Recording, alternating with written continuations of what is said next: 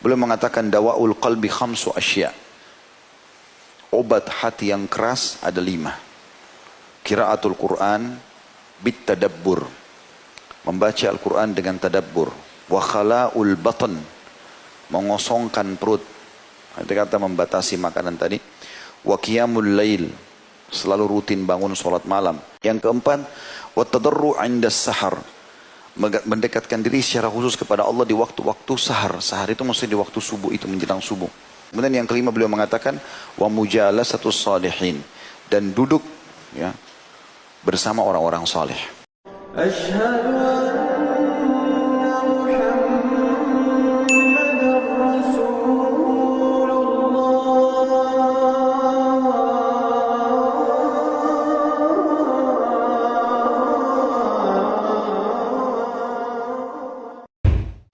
Bismillah. Assalamualaikum warahmatullahi wabarakatuh. Alhamdulillah. Wassalatu wassalamu ala rasulillah. Segala puji dan puja kehadirat Allah subhanahu wa ta'ala, juga salawat dan taslim kepada Nabi besar Muhammad sallallahu alaihi wa sahbihi wasallam. Kita melanjutkan tema teman-teman sekalian, obat bagi hati yang keras. Yang pertama sekali adalah membaca Al-Quran. Tentu dengan tadabbur. Dan tadabbur ini artinya berusaha memahami maknanya. Kita mungkin dengan terjemahan ya, dibaca. Dan dalam tadabbur Al-Quran ini minimal 10 ayat per hari. Makanya para sahabat mengatakan ridwanullahi alaihim, kami tidak pernah melewati sehari kecuali kami sudah mempelajari 10 ayat Al-Quran dengan memahami maknanya. Kemudian yang kedua adalah sedikitnya makan, mengurangi porsi makan. Boleh makan tadi kita bilang, tapi porsinya dikurangi. Dalam arti kata, coba makan pada saat dibutuhkan. Misal kita lagi lapar, lagi butuh, kebetulan bertamu di rumah orang gitu loh. Kalau enggak ya sudah. Karena banyaknya makanan masuk, berarti kita seperti mensuplai makanan banyak, membuat akhirnya badan merasa sangat rileks, akhirnya banyak tidur dan banyak rentetan yang lain. Kemudian yang ketiga, sholat malam. Dan ini adalah sudah umum tentunya.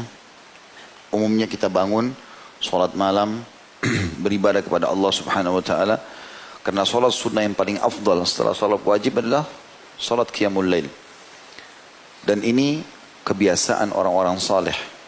Sudah menjadi kebiasaan mereka, tidak mungkin lewat satu malam kecuali sholat malam. Dan Nabi SAW saking rutinnya kerjakan sholat tahajud itu sampai-sampai kalau beliau kelewatan tidur, misalnya bangun sudah azan subuh, maka beliau SAW mengerjakan sebelum waktu duha 12 rakaat. Yang tadinya sholat malam 11 rakaat. Kemudian yang keempat adalah mendekatkan diri kepada Allah di waktu sahur atau di waktu menjelang subuh dengan doa. Jadi doa secara khusus di waktu itu diperlukan. Itu untuk melunakkan hati. Karena orang lebih khusyuk, lebih segala macam. Dan yang kelima, duduk dengan orang-orang soleh. 5 hal ini digabung di satu statement yang disampaikan oleh Ibrahim Al-Khawwash atau Khawwas rahimahullah. Beliau mengatakan dawaul qalbi khamsu asya. Obat hati yang keras ada 5. Qiraatul Quran bit tadabbur. Membaca Al-Quran dengan tadabbur. Wa khala'ul batan. Mengosongkan perut. Itu kata membatasi makanan tadi. Wa qiyamul lail. Selalu rutin bangun solat malam. Udah nggak boleh lagi lewat malam kecuali antum solat. Walaupun cuma 2 rakaat. Nanti kalau sehari, 2 hari, seminggu, sebulan terbiasa, kita akan rasakan kenikmatannya dan sudah menjadi sebuah pola. Pada saat itu syaitan sudah nggak bisa goda kita lagi. Karena kalau kita masih stuck di satu tempat, saya pernah kasih gambaran tuh, kita sama syaitan itu seperti orang yang mau lomba lari. Kalau kita masih diam di tempat garis start, maka dia berleluasa untuk menjatuhkan semangat kita. Kau nggak bisa, kau begini, segala macam. Tapi kalau kita mulai lari, walaupun lari kecil, Dia kalau mau menggoda kita, dia harus juga berlari. Dan harus supaya dia bisa menggoda kita atau mengalahkan kita, dia harus lebih cepat dari kita. Kalau antum berlari kencang, maka dia akan lebih kerepotan. Maknanya apa? Lakukan ibadah itu dulu. Rutinkan. Nanti kalau dia sudah tercintakan dalam jiwa, sudah terbiasa, jadi nyaman, akhirnya jadi kebiasaan. Dan itu syaitan sudah sulit untuk goda. Yang keempat, wattadarru 'inda sahar. Mendekatkan diri secara khusus kepada Allah di waktu-waktu sahar. Sahar itu maksudnya di waktu subuh, itu menjelang subuh. Di sini khususnya dengan doa. Terutama doa. Makanya Nabi SAW mengatakan siapa yang terkaget di malam hari. Banyak orang kaget pertengahan malam. Lalu dia baca la ilaha illallah wahdahu la syarikalah lahul mulku wa lahul hamdu wa huwa ala kulli syai'in qadir. Langsung mengingat Allah. Subhanallah walhamdulillah wa la ilaha illallah Allahu akbar wa la haula wa la quwata illa billahil aliyil azim. Allahumma gfirli. 3 jenis zikir digabung. La ilaha illallah wahdahu la syarikalah sampai akhir. Subhanallah alhamdulillah wa la ilaha illallah akbar dan wa la haula wa la quwata illa billahil aliyil azim. Lalu ditambah dengan satu pendek doa, Allahumma gfirli. Ya Allah ampunilah aku. Apa kata Nabi SAW? Maka akan diampuni semua dosanya yang lalu. Kalau dia berdoa, diijabah doanya. Dia memohon ampun, diampuni dosanya. Maaf, kalau dia sholat diterima. Ya, jadi ini resep yang luar biasa. Kemudian yang kelima beliau mengatakan wa mujalasatus salihin, dan duduk ya bersama orang-orang saleh. Ya, jadi berteman sama mereka, dan itu sudah pernah saya bilang teman-teman sekalian. Yang kita harus garis bawahi adalah berteman itu orang saleh dan saleh di majelis ilmu, di masjid. Tidak akan kita temukan mereka banyak di jalan atau di pasar-pasar. Di majelis begini, lihat kalau ada orang baik, orang saleh dan saleh di depan kita, kenalan. Laki-laki sama laki-laki, perempuan sama perempuan, kemudian jadikan dia sebagai sahabat kita. Imam Ahmad punya sebuah statement berhubungan dengan masalah ini. Di antara statement yang dijelaskan itu adalah, dengan apa, waktu beliau ditanya, dengan apa hati bisa jadi lunak? Maka kata beliau, wahai anakku, kepada orang yang bertanya, dengan makanan yang halal. Maknanya, kalau kau pun harus makan dari sumber yang halal. Sehingga betul-betul bisa selamat daripada masalah tadi. Kemudian yang selanjutnya, yang keenam ya, tadi kan sudah 5 ya. Sebenarnya poin 1 tapi ada 5 hal disebutkan tadi. Tapi saya sudah gabungkan 5. Berarti yang keenam sekarang adalah rutin menghadiri majelis ilmu. Seperti insya Allah untuk menghadiri seperti sekarang. Akan beda iman kita sebelum hadir dan sesudah hadir. Ini sudah masyhur, gitu kan. Dan para sahabat sangat merindukan majelis Nabi SAW. Sampai dalam sebuah riwayat Sahih riwayat Bukhari, Irbad ibn Sariyah yang masyhur radhiyallahu anhu mengatakan, suatu hari kami pernah mengerjakan sholat bersama Nabi SAW. Kemudian setelah sholat beliau menghadap ke arah kami lalu mengingatkan kepada kami peringatan yang melunakkan hati-hati kami dan membuat mata-mata kami menangis. Ya. Jadi memang majelis ilmu itu manfaatnya besar sekali. Jadi kalau antum bubar dan majelis ilmu ini merasa lebih dekat dengan Allah, lebih takut, takut berbuat maksiat, lebih semangat buat ibadah, itu efek ilmu. Kalau sekali antum hadir sejam 2 jam begini bisa berefek, bagaimana kalau setiap hari hadir? Bagaimana kalau setiap saat dengarkan? Yang ketujuh, sering berziarah kubur dan mengingat kematian. Ada murid seorang Imam Ahmad bernama Abu Talib. Dia berkata, seorang laki-laki pernah bertanya kepada Abu Abdillah atau Imam Ahmad tentang bagaimana melunakkan hati. Maka beliau mengatakan, masuklah ke dalam pemakaman. Di situ sejenak, renungi dan usaplah kepala anak yatim. Apa yang kita saksi bahasan adalah masalah mendatangi kuburan. Sa'id ibn Jubair rahimahullah berkata, dan Rabi ibn Abi Rashid berkata, "Lau faraka dzikrul mauti qalbi sa'a khashitu an yabsuda qalbi." Seandainya mengingat kematian terpisah dari hatiku sekejap saja, dia sempat aku tidak mengingat kalau aku akan mati, maka aku takut hatiku menjadi rusak. Juga Aisyah radhiyallahu anha pernah ditanya tentang keluhan masalah kerasnya hati. Maka beliau berkata, perbanyaklah mengingat kematian. Engkau akan mendapatkan apa yang kau inginkan. Jadi kalau kau selalu ingat mati, ingat kalau kau akan meninggal dunia, Sesehat apapun badanmu, setinggi apapun jabatanmu, sebanyak apapun hartamu, tetap kau akan meninggal dunia. Maka hatimu akan lunak. Kemudian wanita yang tadi minta nasihat kepada Aisyah pun mengerjakan. Setelah itu dia pun mendapat petunjuk di hatinya dan bersyukur tentang perasaan itu. Ya, subhanallah, saya beberapa hari yang lalu saya sempat mendapatkan informasi dari teman-teman, ada seorang pengusaha, kalau tidak salah dari Kuwait. Orang ini kaya raya, punya pesawat pribadi, punya mobil, gudang di rumahnya, gudang emas, ada gudang emas, ada segala macam, kaya raya. Terakhir situ tulisannya, ujung-ujungnya dia ke sini. Jadi di foto, banyak foto tentang hartanya itu, pesawat pribadinya dengan warnanya, seragam dengan warna mobilnya, rumahnya, gudang emasnya, perhiasan-perhiasan, segala macam hal. Mobil yang mahal-mahal tertata di halaman dia. Terakhir di sebelahnya ada foto kuburan dia. Tanah, gundukan tanah sama batu di kepalanya. Itu bahasanya adalah, inilah akhir perjalanan seorang miliarder Kuwait. Bukan tidak boleh mengumpulkan harta, tapi harus sadar teman-teman, kita akan kembali ke sana. Dan sebagaimana kita lahir dalam kondisi hanya menggunakan satu kain selimut pada saat kita lahir, telanjang lahir kita juga meninggal begitu. Telanjang semua, nggak ada lagi ini jabatan, ya, semuanya perangkat-perangkat semua, ya ini tidak akan dibawa. Semua hanya jadi kenangan. Oh itu mobilnya fulan, oh itu sepatunya dia, oh itu istrinya, oh itu suaminya, oh itu anaknya. Selesai. Itu bahan ceritanya orang. Tapi antum bertanggung jawab sendiri di depan Allah hari kiamat. Ingat itu. Akan mati. Hati-hati dengan itu. Kemudian yang selanjutnya adalah berbuat baik dengan semua orang miskin, orang yang susah. Ini yang keberapa? Yang ke-8. Berbuat baik. Jadi selalu melihat orang yang lebih susah dari kita, teman-teman. Banyakkan orang subhanallah hatinya keras karena dia sengaja cari tempat yang eksklusif. Dia tidak pernah mau berbaur sama orang. Keluar tidak pernah mau lihat keadaan. Jalan lihat. Di Jakarta ini banyak sekali pelajaran bisa kita ambil. Rumah-rumah orang berdempetan. Kecil-kecil gang. Saya berapa kali masuk subhanallah pulang taklim naik motor. Renungi, saya tadabbur jalan.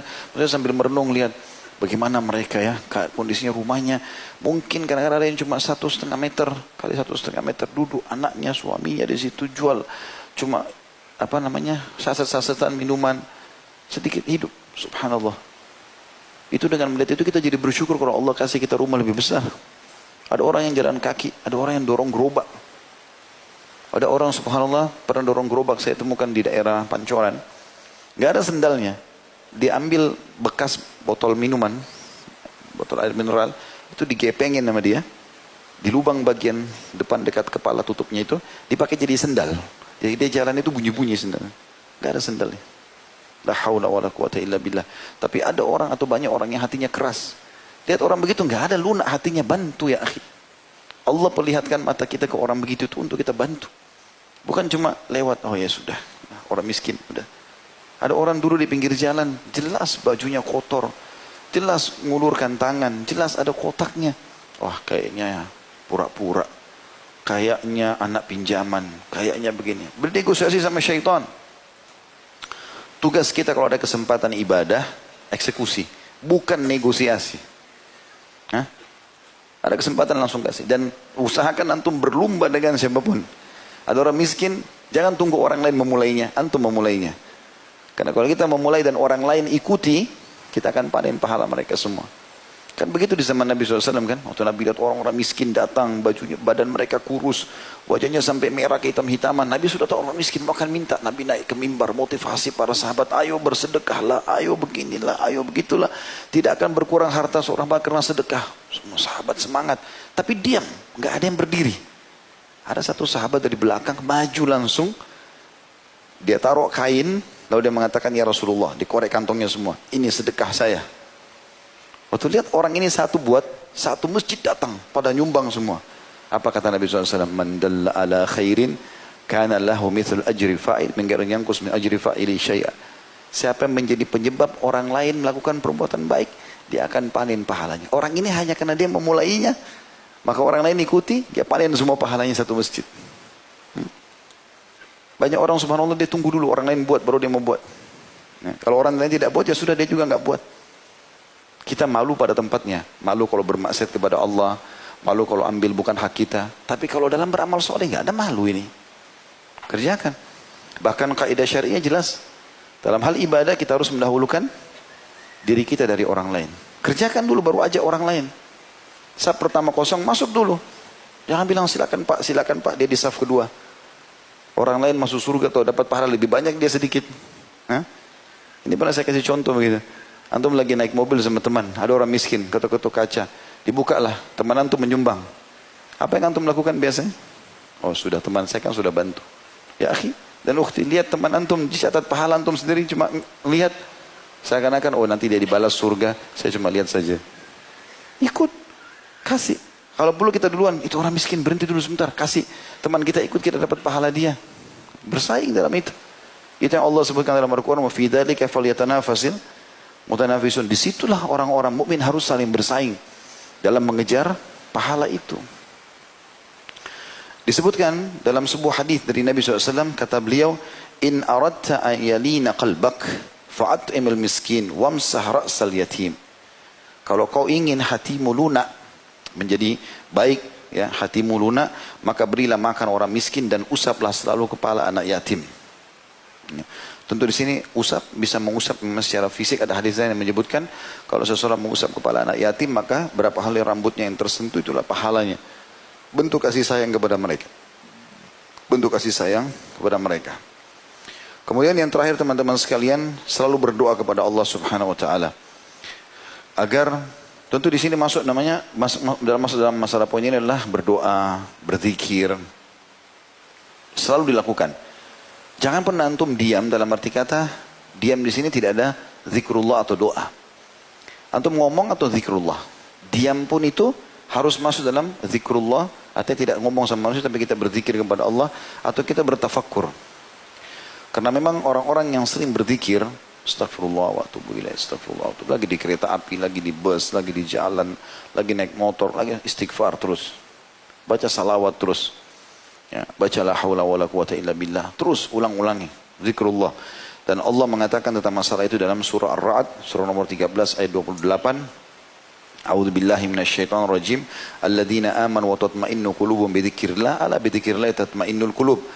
Orang-orang yang beriman dan hati mereka menjadi tentram mengingat Allah. Ingatlah, hanya dengan mengingat Allah hati itu akan tentram.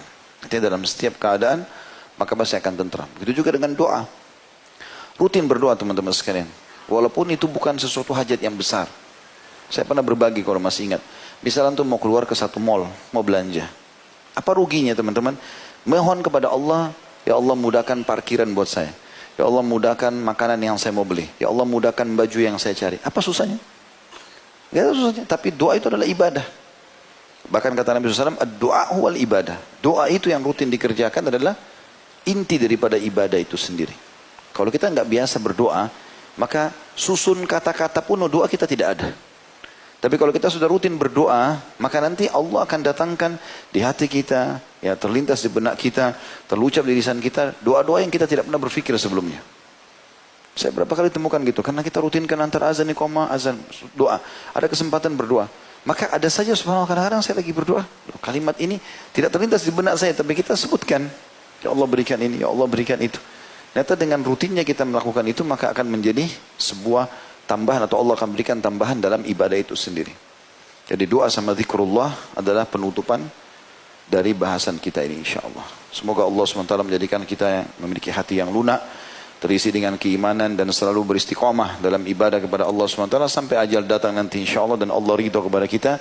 Dan semoga seluruh dosa yang pernah kita kerjakan diganti dan dimaafkan oleh Allah SWT, diganti menjadi pahala tentunya. Baik insyaAllah kita akan bertemu lagi di Rabu akan datang dengan izin Allah SWT. Dan hari Sabtu insyaAllah akan ada serial sahabat kita seperti biasa.